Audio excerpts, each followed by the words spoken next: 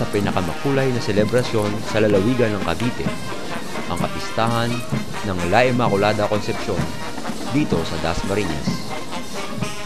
Ipinagdiriwang dito ang walang bahid dungis na paglilihi sa mahal na Birheng Maria, ang ina ni Jesucristo, ang ating tagapagligtas.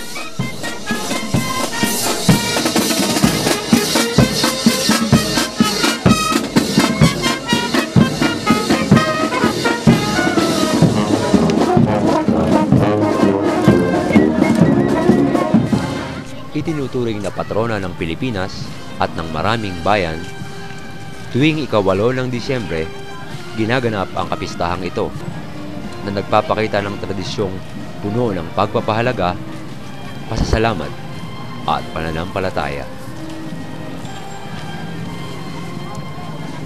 Sa taon-taong pagdiriwang, ang parokya ng La Immaculada Concepcion ay nangangalap ng suporta buhat sa iba't ibang sektor. Ngayong 2008, ang punong abala para sa mga gawaing pangsimbahan ay ang Knights of Columbus, sa pangunguna ng kanilang Grand Knight na si Sir Knight Gerardo Lara Jr. Sa history kasi natin, ang patrona ng Pilipinas, yung Pilipinas na nagsimula sa Diocese of Manila, ay galing sa Mexico ng araw. So yung patron na yan, Immaculate Conception na. So ngayon, yun yung pinaka-patron sa buong Pilipinas, Immaculate Conception. Kaya pagdating sa Cavite, noong tinatagang parokya natin noong 1864, dati kasi baryo tayo ng Imos, Immaculate Conception ang patrona. Ngayon naman, kung makikita natin na ang Immaculate Conception ay sineselebrate hindi lang sa Dasmariñas, kundi sa buong Pilipinas.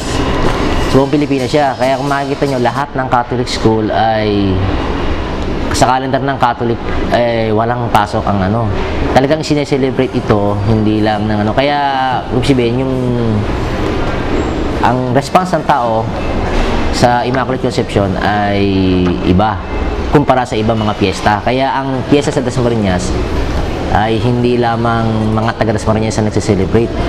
Halos kasabay natin ang naik, pero makita natin na nagpipiesta rito, hindi lang yung pari dito ang nagsiselebrate, kundi karamihan ng mga pari sa iba't ibang parishes sa buong Cavite ay nakikipag-celebrate sila sa pag-misa dito sa atin sa Immaculate Conception.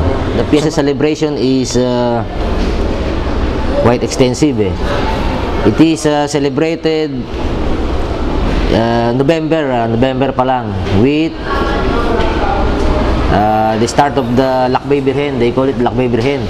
So the replica of our image of the Immaculate is brought out of the church and visits all the chapels of the barrios or barangays and subdivisions. So starting on November and will end most likely 9 days before the fiesta. Sa gabi ng fiesta, December 8, inilalabas yung original image natin ng Immaculate na 2 beses lang siya inilalabas sa simbahan, during September 8 at December 8. So iniingatan yon dahil siya kahoy, mahigit 100 years old na. Mapalad ang bayan ng Dasmariñas dahil may pagtutulungan at koordinasyon ang simbahan at pamahalang bayan. Suportado din sila ng ilang pribadong sektor para sa pagdiriwang.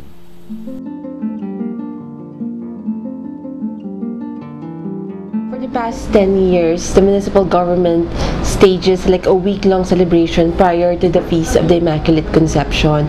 So for this year, what we did is, like what we have been doing for the past 9 years, we scheduled 9 days of 9, or I think it's 9 to 12 days of activities at the church plaza, which culminates on December 8. So it has been a tradition na. Every night the people would go to the church plaza to see an event prior to the Feast of the Immaculate Conception. Kasi yung sa atin, kung matatanda mo, ang mga tao kasi kahit sa bayan, pag nag-celebrate ng fiesta, Ang piyesta kasi ay isang paraan ng pagbibigay pasasalamat o Thanksgiving. Kumbaga sa yan ang Thanksgiving sa lahat ng mga blessings na tinatanggap ng mga mamamayan o parish, mga parokya natin sa nakaraang taon.